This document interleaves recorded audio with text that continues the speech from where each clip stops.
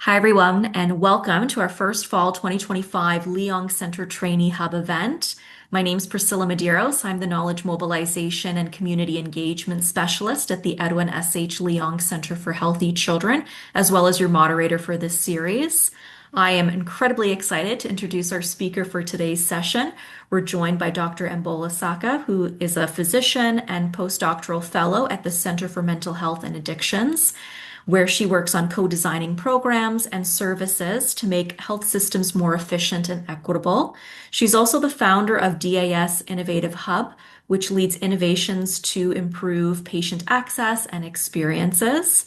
She completed her medical training in Belize, as well as holds an MBA in health services and earned a master's of health science in translational research from the University of Toronto. So today's session is going to focus on the foundations of equity-centered collaboration through inclusive by design engagement, which I am very excited to learn more about and have that conversation during the Q&A portion.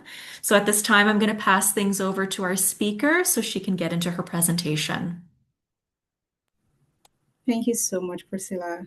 Hi, everyone. My name is Abimbola Saka. I am, very honored to be presenting this topic today. And just before I start, I want to acknowledge that my journey so far hasn't been just because I am a medical person, or I had the opportunity to go and further my education in translational research or do my postdoctoral training. It's been more attributed to one, I'm a Christian by background, to God, and most importantly, I stand on the shoulders of a lot of people, including people from CKIDS itself that have been my mentor over the years. I am originally from Nigeria. I was raised and, supported right from childhood up to adolescent, even up to date, in a city, very lively city known as Lagos, Nigeria, which is the picture somewhere here. Somewhere in the city is where my upbringing was, and so my lived experiences, my perspectives about life, my interest in addressing systemic barriers as it relates to the different social determinants of health that impact outcomes from racialized people and for all patients as a whole, or particularly racialized people. I've sort of been informed by my environment right from childhood. And I mean, I am very privileged to be on this land, to be in this space with all of you, which is now a place that I call home. And I recognize that, there's so many people from the indigenous community that have sacrificed a lot of their time, that have sacrificed a lot of things to enable myself and a lot of us benefit from this land. So I want to acknowledge them. And I also acknowledge the histories of colonization and systemic inequities, because those things were real and they continue to shape our present realities and how we interact with each other, how we perceive each other, how we work collaboratively to co-produce knowledge and to disseminate those the outputs from those knowledge as well.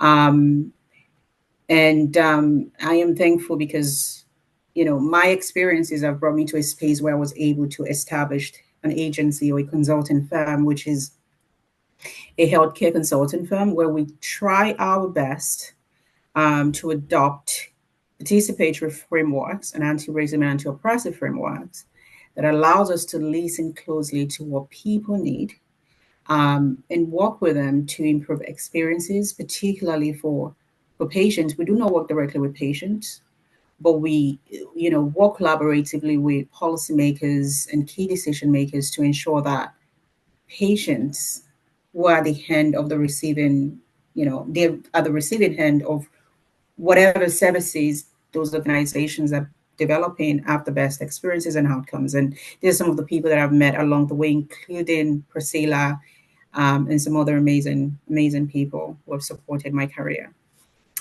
All right, that said, it is very important, especially if you're involved in any form of research that allows you to engage with communities or that allows you to produce knowledge that would impact a particular community. For you to understand the fundamental principles of equity centered collaboration, to understand what equity centered collaboration really means, to be able to adopt practices for that facilitates the inclusion of the relevant interest holders that you want to engage with, and also for you to be able to know what tools and resources are needed. So today we'll be talking about all of this, and I'll be touching on an example of a study in my opinion, was done very well, particularly when it comes to engaging with diverse communities, co-producing knowledge, and sort of having check-ins with the community members as well. And when I talk about inclusive by design, I am simply making reference to the processes that a researcher has to take, right, or has to go through when it comes to planning, designing that research question, writing the proposal, up to the point of actually conducting the study and disseminating the findings. And also, making modifications afterwards, right? Because at every stage of that process, if you ignore the people that you need to engage, which are the community members or the people that are going to be most impacted by the end product, then you wouldn't be doing an equity centered or leverage an equity centered approach in your research, basically. And it's really about critically thinking and asking yourself, um, who are the people that needs to be included in this conversation while I'm drafting these research questions? Not just the researchers, not just the funders, but who are the people, who are the end users, who are the public members that I need to reach out to collaborate with? What are my strategies to collaborating with them, to ensuring that they're not just subjects in the research, but they are also collaborators and partners in your research as well. Um, these are some of the frameworks that I've informed and continue to inform my work. And I didn't just come up with them. I have learned about this framework and practices through my training and work with amazing mentors like one of my current mentors, Dr. Sayani at the High C Lab in Women's College, Dr. Nutisha Masakwire, amongst others. And all of these frameworks have different relevant components that requires you to reflect and think about your own practices in your research and your engagement process to ensure that it is culturally safe. You're using the right language when engaging with these communities, and you're looking at things from an intersectional lens because we all are, complex human beings. We have so many layers to us. And so when we're conducting research, we need to look at our research from that lens as well.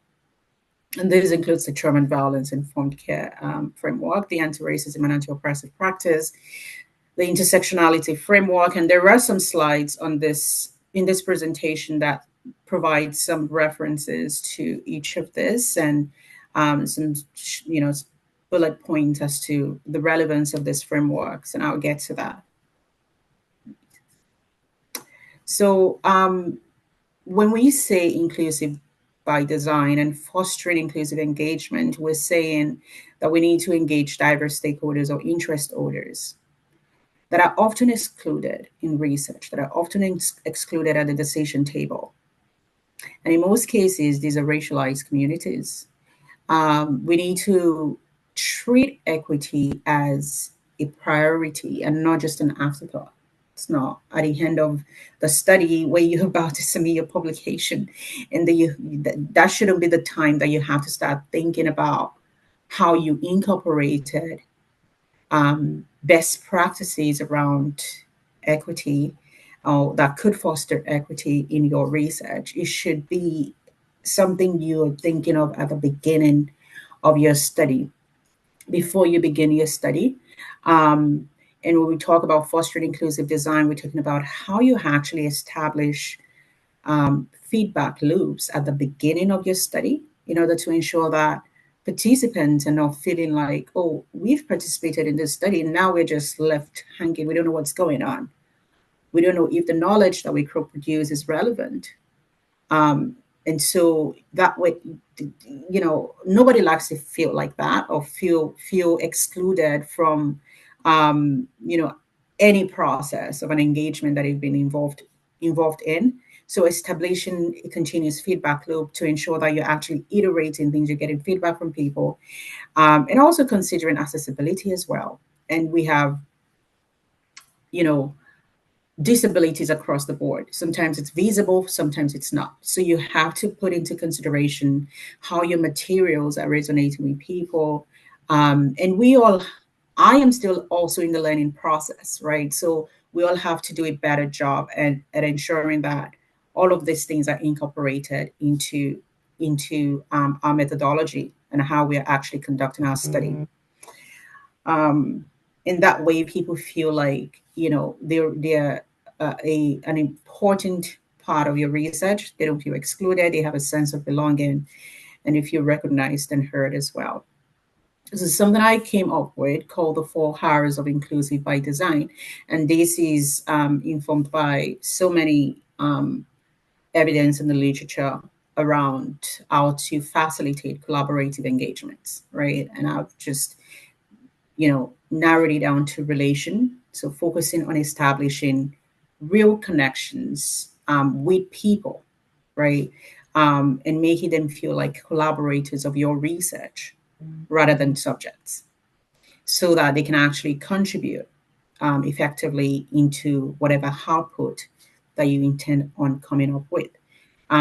Respect. So respect simply means you recognized my value at the onset of your project, right? It wasn't when you needed to disseminate that you remember that you need to actually ensure that, for example, BAC communities or indigenous communities need to get access to this data, or they need to, you want to iterate with them as a pilot, right? It's something that you need to consider from the beginning, and that way people feel like their voices are actually relevant, and as researchers we value their experiences and diverse perspective as well. And it's also relevant, especially when you're conducting those engagements as well. You want to make sure that every voice at the table is heard, that people feel safe and seen and acknowledged for their presence and their participation in your research.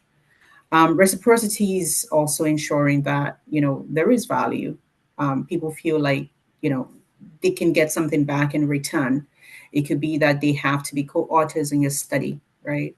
After the engagement, after you've produced the output from that study, it could be that they go to conferences with you to actually co-present the findings of your study.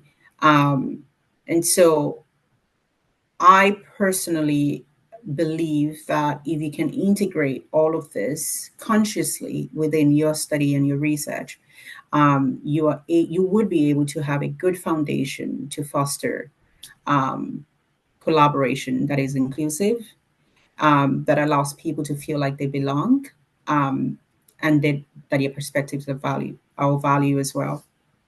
All right. That said, I have a reflection prompt or a discussion prompt that would allow us to hopefully have some conversations before we continue. To everybody here today, I know most of us are probably from different fields of research, healthcare, or health, medicine, and other areas of science. Um, my question for you is, within your research, why do you think inclusion is relevant? Right. and maybe you don't involve patients and public partners in your study, but why do you think inclusion of diverse perspectives, of diverse data, of data that is representative of the communities that will benefit from your study is relevant? And you can put it in the chat. You don't have to unmute yourself right now, but that's something that I want you to think on, if if possible. And if there are any comments in the chat, I'm happy to take them as well right now. We have a comment in the chat: because the world is diverse. Because the world, exactly. Thank you for that. Okay. All right. Let's just keep going for now because of time. And one thing that could be problematic when it comes to engaging with diverse communities is power imbalance, right? Amongst other things, but power imbalance could actually minimize um, diverse perspectives in engagement. Um, and so this often happens when one group or individual has more control over decisions. So either there is a I don't know how to pronounce properly, like hierarchical, if that's the right word, approach in that research study where the PI is the person that controls every decision, but then the PI is not open to collaboration, right? And so that could impact how people actually contribute, or how public and patient partners contribute to research studies.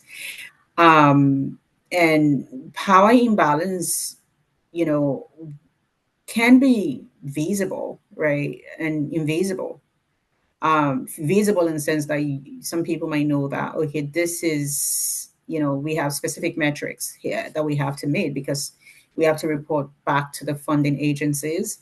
Um, it could also be in relation to who is leading most of the engagement, right? Is he a PI? Is he the research assistant? Is he the patient partners? How is the power distributed across the board in engagement, right? Other things that we also need to consider that could create some form of imbalance in engagement, invisible variables or um, factors like language barriers, right? You need to, that sometimes could be visible as well because you'll be able to tell if there are challenges in understanding the primary language for that study. Others could be cultural assumptions and social status. And ways to sort of address that could be just using plain language um, for everyone, especially when it comes to engaging with communities. Rotating speaking orders, right? Identifying that there is a need for other people um, that are involved in that engagement to also share their opinions and perspectives, and also build a shared decision making process, right, with the team. Best practice around collaborative engagement includes engaging with stakeholders or interest holders early and throughout the process continuously, creating feedback loops that allows you to adapt the study findings based on their perspectives, shared decision making power, right? Make people more of collaborators in your study and partners rather than just research participants or research subject, as some still call it. Look for structural barriers. Say, for example, if you're working with BAC communities, you have to have the appropriate framework when engaging with those communities, right? For example, TVIC or anti-racist enterprise framework, or the EGAP framework as well, could also be helpful in engaging that community appropriately. If you're engaging indigenous communities, there's specific frameworks to support indigenous communities as well. So having those things in place that allows you to um, be aware of where there is lack of knowledge and awareness and what you need to help ensure that barriers for those communities are addressed early on, as well.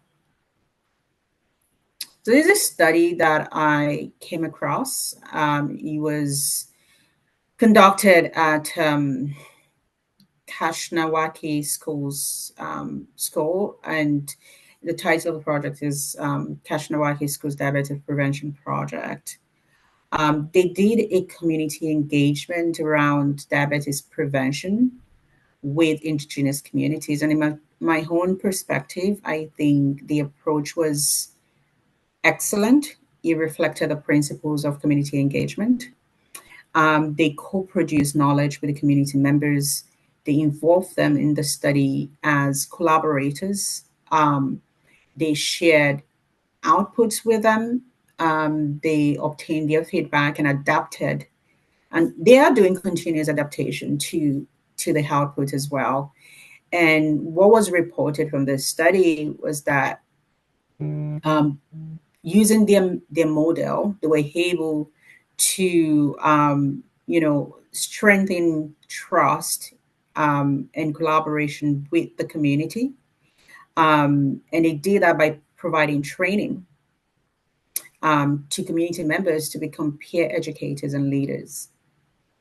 They also looked at things that were specific to their community that were of cultural relevance, and they incorporated that into the management or to the prevention of diabetes within our community. So they looked at the traditional foods, the cultural activities, things that would enable them actually want to adhere to the clinical guidelines around how to manage diabetes. So instead of going through the traditional way of saying, okay, these are the things that you need to do in order to prevent diabetes, instead they incorporated their own cultural perspectives into the recommendations. Um, and because the project was governed by the Community Advisory Board, that facilitated equal decision making power. And I think these are the things that we all need to consider when venturing or trying to conduct community oriented research or conduct engagements with communities in a way that is collaborative and inclusive. And I can provide a link to this study afterwards as well. All right, I have some reflections here as well. Given that you haven't actually read through the study, my question, I'm going to reframe this question as, based on what you've seen on the slide, which is the fact that, because they engaged the community in a way that was collaborative and inclusive by creating a community advisory board to facilitate equal decision sharing, making power, and also because they listened to the perspectives of the community members and incorporated those perspectives into the recommendations around how to prevent diabetes within this community, and also went further to provide training to community members so that they have ownership, they feel more accountable to supporting or fast promoting ways to preventing diabetes in a way whereby they became peer educators and leaders. um, what do you think? Why do you think the approach like this was a good study that had a great uptake within the indigenous community? And how does this particular study example connect to challenges and opportunities that you have seen in your own work or in other studies, and within the community as large community of research, and also the racialized community as well, such as the BAC community, the other, and other indigenous community and other communities as well. And we can have this discussion at the end of my presentation. Here are some frameworks that I leverage and I have seen in literature as great frameworks that should help in facilitating collaborative engagement. One is the equity-centered co-design framework, which is a framework that I have adopted in my work. It builds on human-centered design, um, and it embeds equity, power sharing, and systemic change within the framework as well. When you actually use it in a stepwise approach, you would be able to co-design tools and outcomes that addresses structural inequities. The other one is the CBRP, which a lot of people that work in community-based research may have actually leveraged. It is a research approach in its own that treats community members as equal partners at every stage, from the design. And I wouldn't say from the design, I wouldn't jump to the design, I would say from the research development, the development of the research question to the study design itself, the methodology, everything, and then co-production of knowledge, implementation and evaluation, and then dissemination of the research findings. It also promotes co-learning, right, and shared ownership in a way that allows sustainability in health and social initiatives.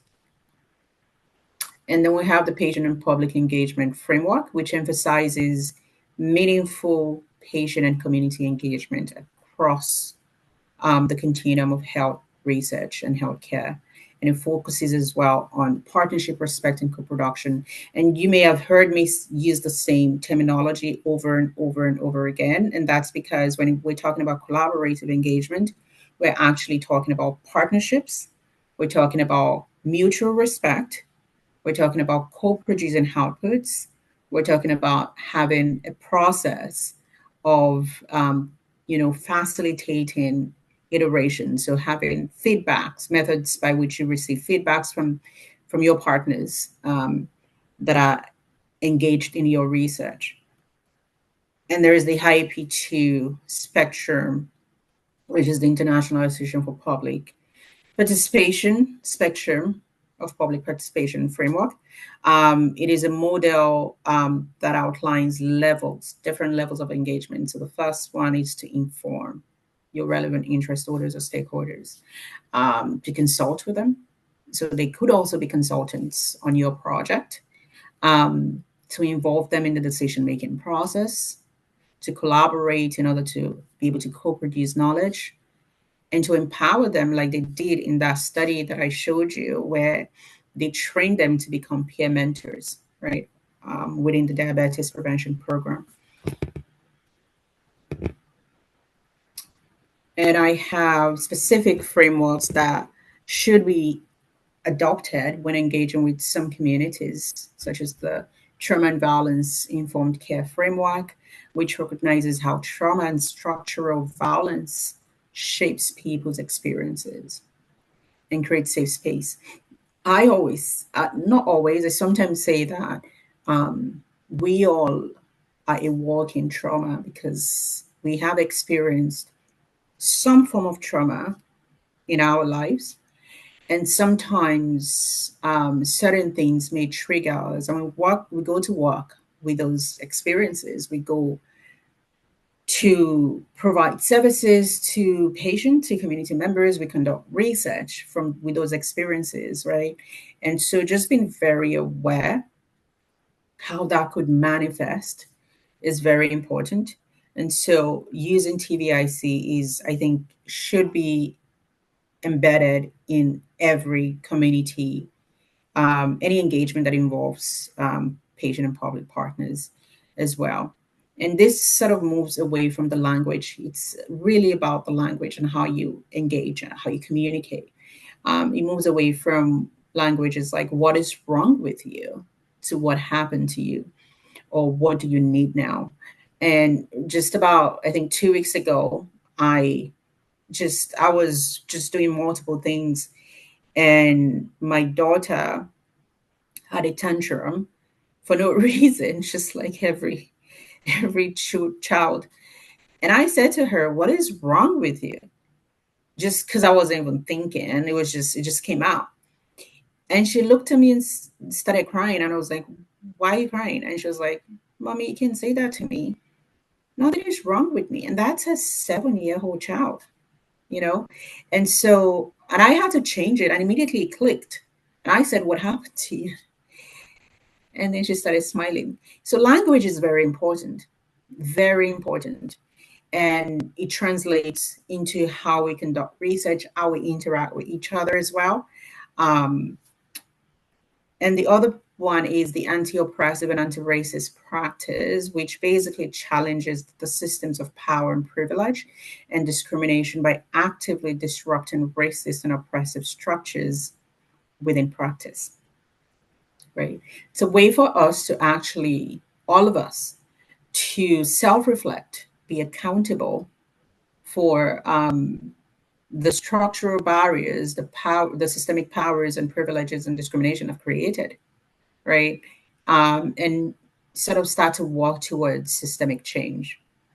Um, the other framework here is the intersectionality framework, which allows you to recognize the overlapping identities of every person that is part of your team, part of your engagement process, and how their identities would shape how they contribute to your research as well, right? Um, and there are some other ones here, which I think this is the last one, engaging with purpose framework. I actually just learned about this. It is a framework that allows you to be intentional within your engagement. Makes you sort of reflect and be clear about why you are engaging with this community and how their input would shape your decision. So that way, you're actually going in with the right intent, and it prevents the tokenism around just working with communities or just working in reporting that you worked with community members, right? And I think it's a great framework to also look into leverage. This is just a summary or a comparison table of some of the frameworks. Um, I have um, this here just like, you know, visualize the things that shouldn't be done when it comes to engaging with community and wanting to actually facilitate inclusive and collaborative engagement. So you don't want a top-down decision making process, right? You don't want a process whereby only one person is making all the decision and you're not getting perspectives. You're not intentionally making efforts to get perspectives from everybody else. And you don't just want to engage with community once, just to say, oh, we engage with this community, but it has to be an ongoing process, right? Throughout your research life cycle or through your project's life cycle. And using plain language makes things easy for everybody. And I'm learning that as well. And the engaging with purpose framework, like I said, helps to ensure that you are engaging with communities in a meaningful way. You're clear about the expectations, what your expectations are from the community members, and what the expectations are from you, of you as well. And it's not tokenistic. You have an open feedback loop that allows you to iterate and adapt your study findings with perspectives from community members rather than a closed engagement process. I think it's my last prompt to get you guys thinking. All right, so think of a time you felt excluded, right? And how could the practices around inclusive by design um, change that for you at the time that you felt excluded? And what is one step you could apply in your own work to ensure that others do not feel the same? Um, it's important to ensure that your interest holders, your stakeholders, your partners and collaborators and partners in your research study process, in the design process and the implementation process, whatever stage of the research you're focusing on, they should be collaborators and not just participants of the study, right? You need to establish a governance and a process whereby they feel like they're actively contributing, they're contributing something of value, and they'll get something back as well. All right. Key points that I've made here is that you have to, if you're trying to conduct an inclusive engagement, that means you're actually trying to also prevent or reduce or address disparities in your research. And that has to be embedded from the beginning of the study. The 4 hours creates a foundation for you on how you want to engage with your community. It's a way for you to reflect. And this was sort of like summarized from all of the framework and tools that I reviewed. Power imbalances can be a major challenge in facilitating a collaborative and inclusive engagement. So that's something that needs to be checked early on.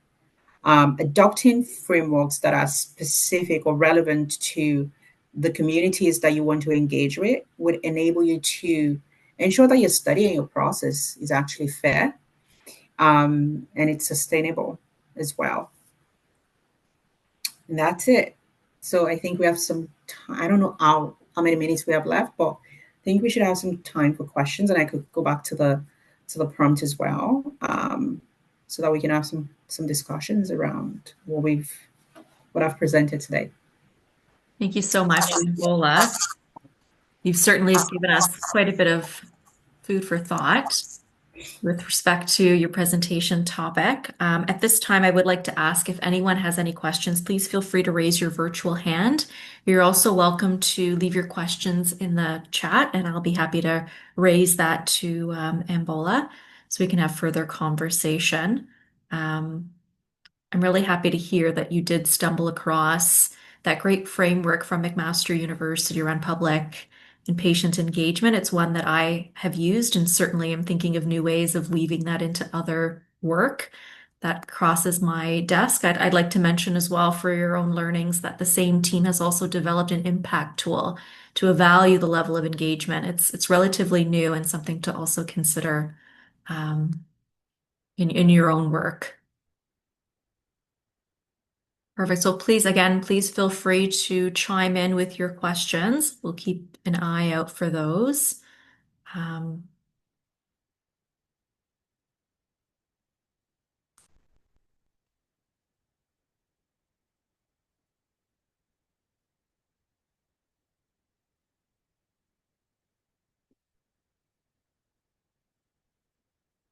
Perhaps, oh, I see a question come in here.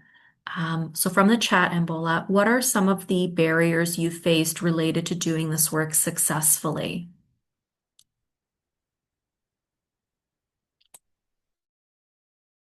That's a good question. What I have observed when it comes to this work is that to conduct a good engagement with the community and with the right intention, it takes time and it takes money as well.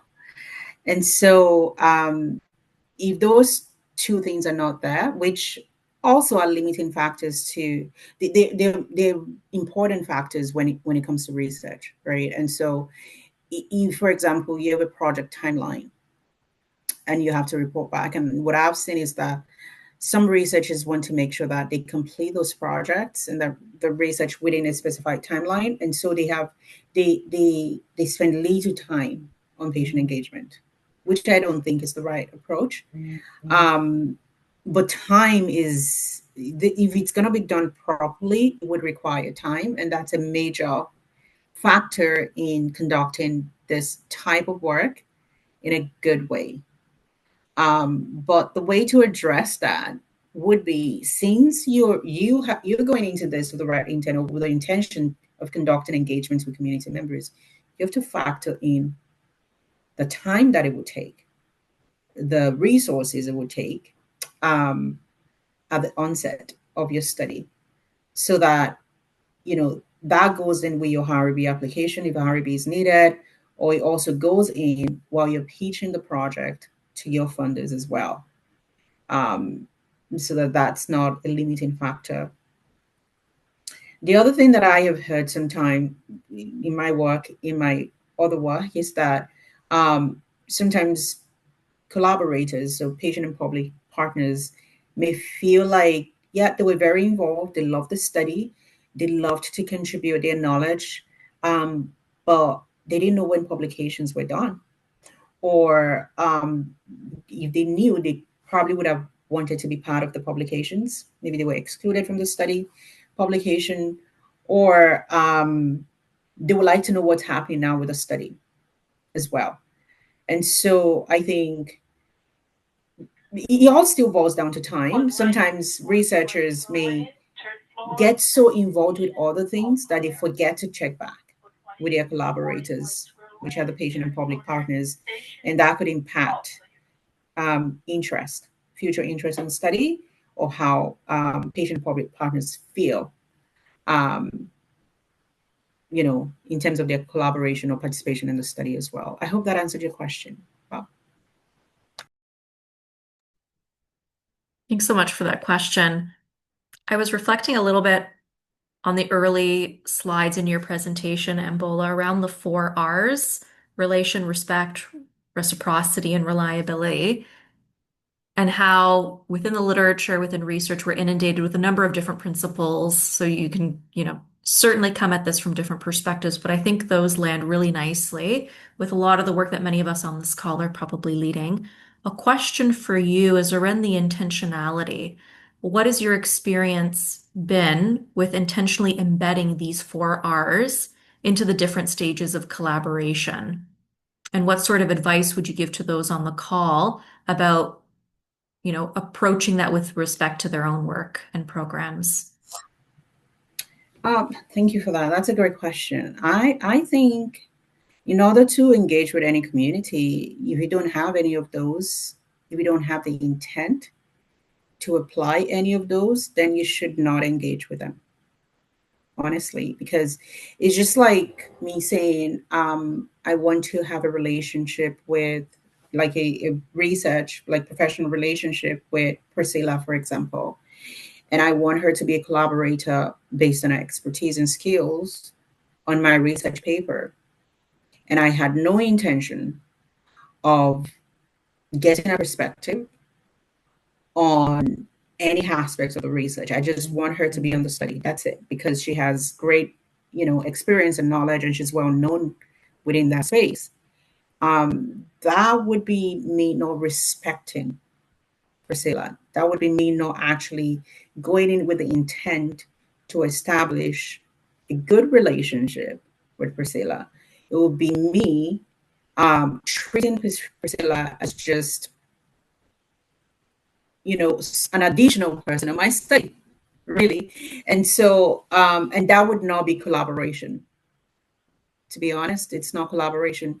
Collaboration means that I'm going in with the intent to have somebody as a partner. And when you say somebody is a partner, they need to be informed about everything that has to do with the study. Their voices have to be heard. They have to feel seen. They have to feel like they're getting something of value back. It's really just the foundational principles of any form of engagement. And so it's just about being aware of those things and consciously working to ensure that that is incorporated. The framework and checklist and reflective prompts that people can also use.